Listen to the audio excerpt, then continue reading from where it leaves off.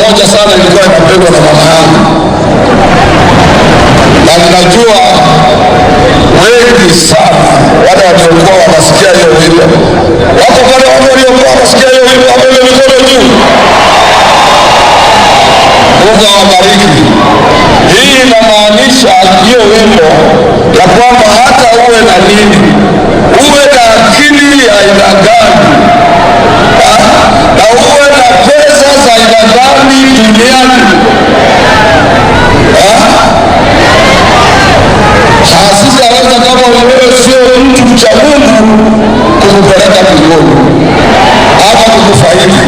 Kwa hiyo ni nini itakayokuzuia kuingia mbinguni kama unamjua Mungu? Na ndio wewe president ulifanya hivyo.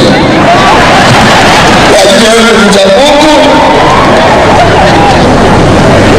ukitukataza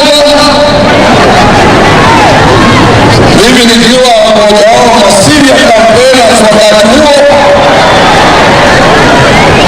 sinamna hivyo. Haya, hata kama tutambua heshimiwa, alafu hiyo tutachapa baadaye.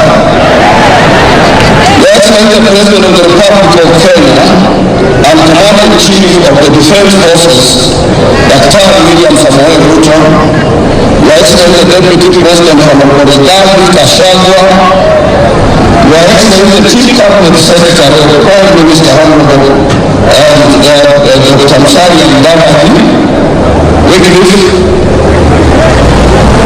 I want also to recognize the Speaker of the Senator, Honorable Amason Kingi, accompanied by one cabinet, Senator from my home area,